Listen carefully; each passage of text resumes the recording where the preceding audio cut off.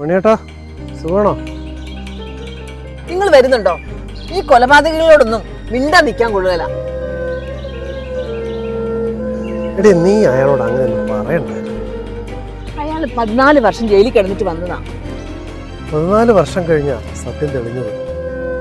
ചെയ്യാത്ത തെറ്റിന് ശിക്ഷ അനുഭവിക്കുന്നവർ നിരവധിയാണ്. സുഖമാണോ? നിങ്ങൾ വരുന്നുണ്ടോ? ഈ കൊലപാതകങ്ങളോടൊന്നും മിണ്ടാ നിൽക്കാൻ കൊള്ളുകയില്ല.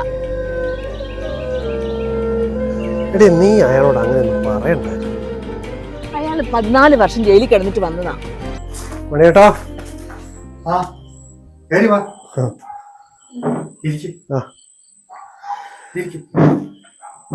മണിയേട്ട ക്ഷമിക്കണം.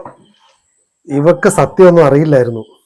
എന്നോട് ക്ഷമിക്കണം, ഞാനതങ്ങനെ പറയരുതായിരുന്നു. ഹേയ്, ഞാനത് അപ്പോഴേ മറന്നു. എനിക്ക് ആരോടും പരാതിയും പരിഭവമൊന്നുമില്ല. ഞാൻ സൃഷ്ടിക്കപ്പെട്ട നിമിഷം എൻ്റെ ഭാര്യയും പിള്ളേരും എന്നെ മറന്നില്ല. മണിയേട്ടനൊട്ടും വിഷമിക്കരുത്. ഈ സത്യം എന്നെപ്പോലെ ചിലർക്ക് മാത്രമേ അറിയുള്ളൂ. കുറച്ചു പേർക്ക് സത്യം അറിയാം, അതാകെയുള്ളൊരു ആശ്വാസം. ചിലപ്പോഴൊക്കെ ചങ്ക് പൊട്ടിപ്പോകുന്ന വിഷമ ആരോട് പറയാൻ. മണിയേട്ടൻ വിഷമിക്കരുത്, എല്ലാം മറക്കാൻ ശ്രമിക്കണം. ഞാനും ഇപ്പോഴല്ലേ എല്ലാ കാര്യങ്ങളും അറിയുന്നേ. എന്താ ഞങ്ങളെ രണ്ടുപേരെ ഉടനെ കാണണമെന്ന് പറഞ്ഞത്?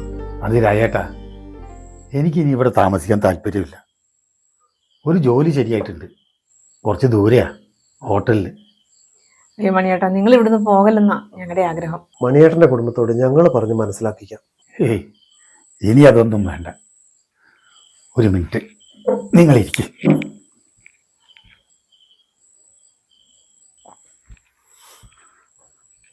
ഇത് കുറച്ച് പൈസയാ. നിങ്ങളുടെ മോക്ക് മെഡിസിൻ അഡ്മിഷൻ കിട്ടിയിട്ട് പൈസയുടെ കുറവ് കൊണ്ട് അത് പോകാൻ പറ്റിയില്ല എന്ന് ഞാൻ അറിഞ്ഞു. അയ്യോ അതൊന്നും വേണ്ട, ഞങ്ങൾ അതൊക്കെ വേണ്ടെന്ന് വെച്ചു. അങ്ങനെ പറയരുത്, ഇത് സ്വീകരിക്കണം. അങ്ങനെയെങ്കിലും എൻ്റെ മനസ്സിനൊരു സാധ്യത ഉണ്ടാകും. മണിയേട്ടാ വേണ്ട. നിങ്ങളുടെ മോളെ ഡോക്ടറായി കാണണമെന്ന് എനിക്ക് ആഗ്രഹമുണ്ട്. എന്നാ മണിയേട്ടന്റെ ആഗ്രഹം പോലെ തന്നെ നടക്കട്ടെ. ഞങ്ങൾ ഇറങ്ങും.